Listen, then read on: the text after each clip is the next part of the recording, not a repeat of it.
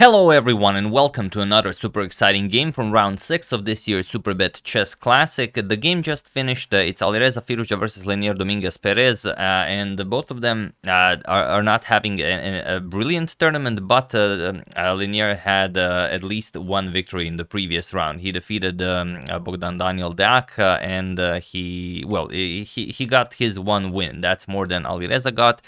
So far he only has draws and that one loss that we've checked out, but this game Alireza has the white pieces and he decided to give it everything he's got, and I'm not gonna spoil what happens, but it does look like something you guys will enjoy. So let's dive straight into it. Alireza has the white pieces and he opens with d4, and yes, we will have another Nimzo-Indian. Knight to f6, we have c4 e6, knight to c3, and the bishop to b4. The Nimzo-Indian defense is on the board. We have e3 going for the traditional, or rather the normal line. We have castles, and now bishop to d3 going for the bishop attack. d5 striking in the center. C captures, we have E captures on d5, and now a3 challenging the bishop here. This is very rare. Usually just knight to e2 is played, but Alireza wants to mix it up. He plays a3, bishop back to d6, and now queen to c2, putting pressure on that h7 pawn. We have c6 strengthening the center, and knight g to e2, so nothing new here.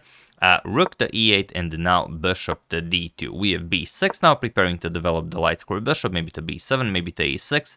And here, the game, like I said, or rather the position is a known one. For example, Levon Aronian had it against Vidit in this year's FIDE Grand Prix 2 months ago, where just castles was played. But here, Alireza plays f3, and it is now, as of move 11, that we have a completely new game. So what is this f3 move all about? Well, you control g4 and d4, so obviously you are controlling the knight very nicely. Also, you have very nice support for executing e4. All of your pieces and pawns are going after that e4 square, but for the moment your king is still in the center of the board, so probably you're gonna castle before doing something like this. But after Dominguez plays this c5 idea, which is a very nice counter to the f3 idea, you're threatening c4, and that will trap the bishop on d3. Alireza plays g4, and here you already know that it's going to be a wild game. Now, what is Alireza saying here? He's saying that if Leinier plays c4, the only square for the bishop available is bishop to f5, and then, well, that's basically the challenge. Alireza says, this is what I've prepared, are you interested in playing this? And c4 is in fact the strongest move recommended by the engine, so it is no wonder that Leinier plays it, because it is a good move. I mean, what is white to do? So bishop to f5, and here black says, all right, I'm gonna trade my undeveloped bishop that wasn't really doing all that much for your monster bishop that was controlling this diagonal. So what do you have in mind here? Bishop captures, and now queen captures on f5. G captures looks very aggressive. You do get the semi-open G file for your rook, but it's not all that impressive. Black can go king h8, rook to g8, and you're not going to be able to put all that much pressure on that g7 pawn. So instead we have queen captures on f5, and now g6, attacking the queen here, queen g5, and now just knight to c6, continuing development.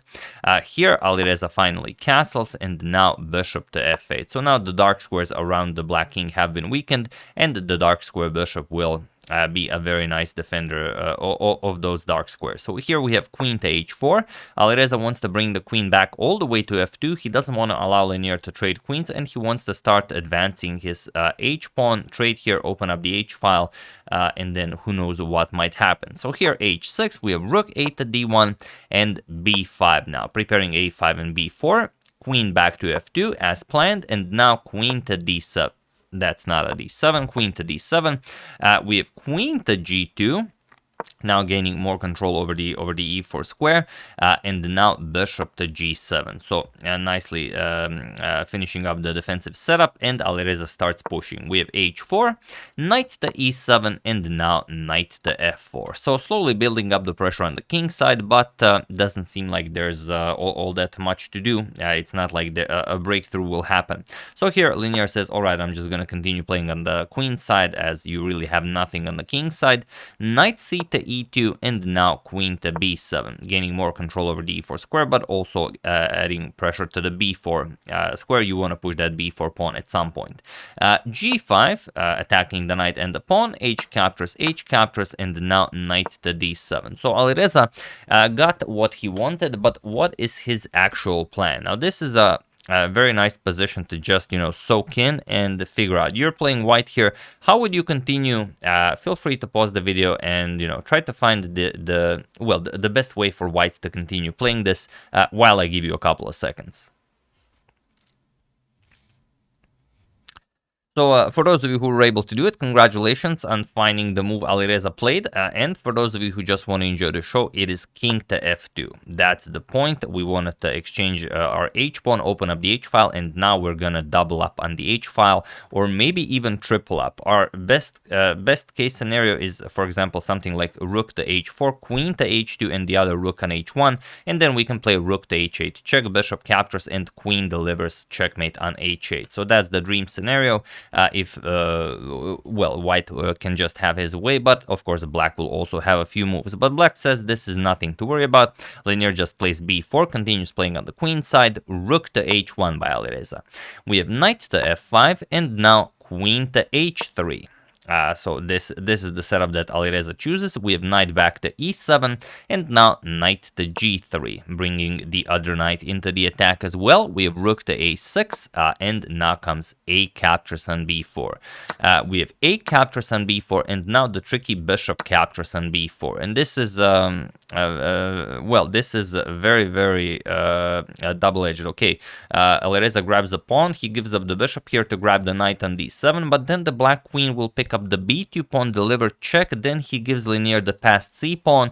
So this is completely crazy. Leinier goes for this, as so far everything Alireza plays is just good for Leinier, and he just accepts every challenge along the way. Queen captures on d7. Now comes rook a to a8, getting the rook back to help out with the defense, and now knight f to e2. So now queen captures here will not come with check, so Leinier doesn't bother capturing the pawn right away.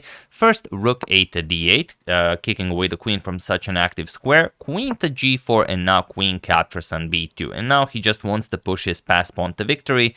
So what did Alireza have in mind? Here, Alireza plays queen to f4. And this is such a beautiful, beautiful, tricky move that if you're not careful, it will just cost you the game. And Leinier was not careful here. He has to play something like rook to a8, or just continue pushing with something like c3, but he played knight to c6, and this simply will not do. So okay, there are some tactics in the air. You can see that the rook is x-raying the knight here, the queen also, so maybe if the knight captures here and the bishop, then maybe the position opens up and you can capture on e2. So there are a lot of things possible, but there were just much better moves for Leinier here, and this allows Alireza to play a spectacular winning move. So once again, feel free to pause the video and try to find this idea while I give you a couple of seconds. So for those of you who were able to do it, congratulations on realizing the true meaning of queen to f4. And for those of you who just want to enjoy the show, the move, of course, is rook to h7. This is what Alireza played, and now there is not all that much Leinier can do. So congratulations to everyone who spotted this. It's not an easy move to find, but if you know about this tactic, that, of course, if the king captures, the h-file is open and you can gobble up the f7 pawn, then, of course, the queen from f7 guards g8 and g6, and rook to h1 will be checkmate. So of course you cannot capture this. If you capture, queen captures, and there's no stopping rook to h1. This is game over. So Leinier plays rook to e6. It is the only rook to e6.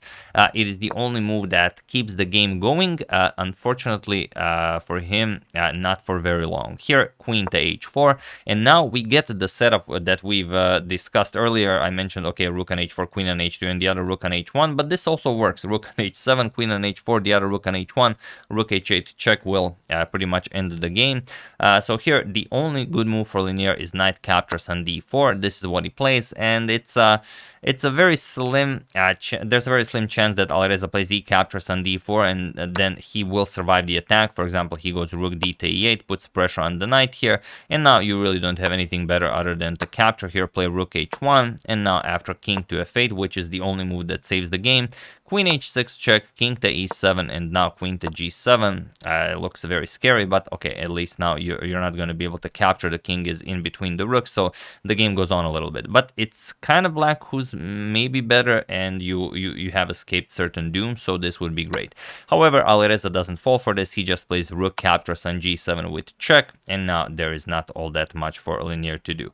King captures on g7, this is the only move. Queen captures on d4, Alireza trades down into a winning endgame. Queen captures, rook captures, and this is the position that we have. Okay, now of course this will be played, so if of course pawn captures, then the rook on d8 falls, so rook to d6, and now just knight to c3, and it's a terrible position for black. 2 knights against the rook.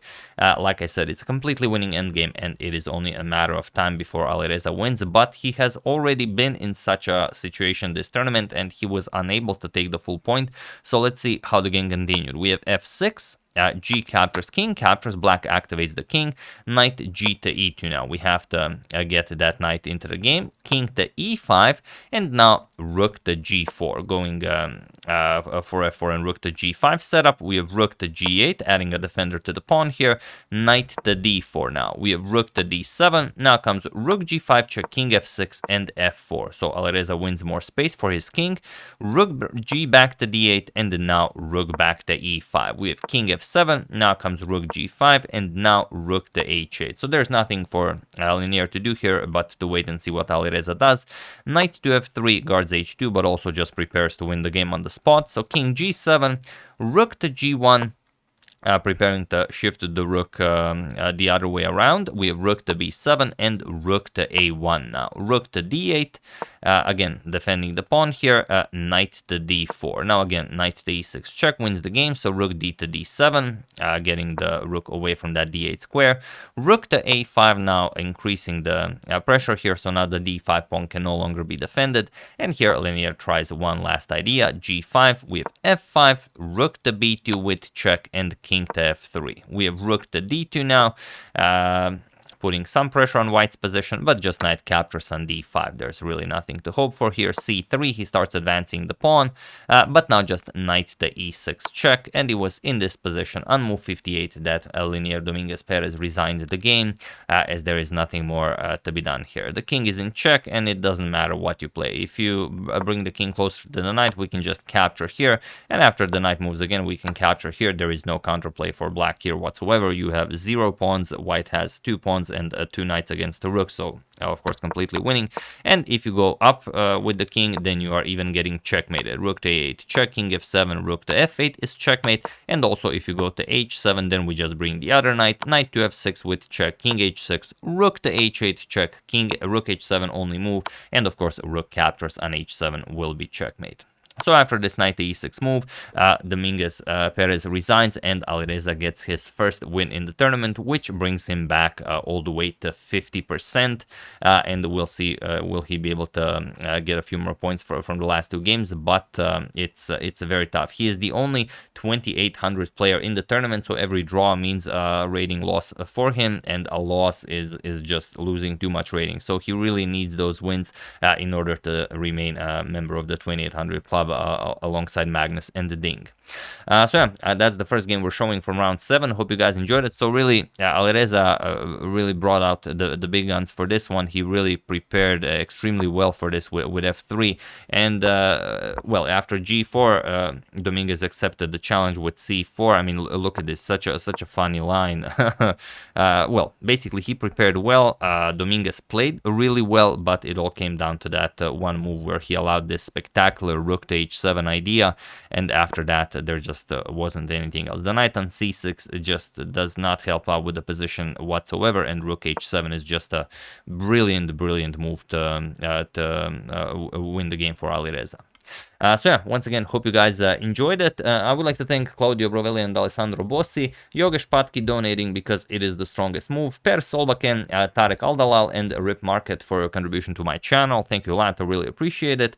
As usual, you can check 2 of my previous videos here. Thank you all for watching, and I will see you soon, continuing to check up on your wonderful suggestions and whatever else happens in the chess world. So thank you all, I will see you soon, and have an excellent rest of your day.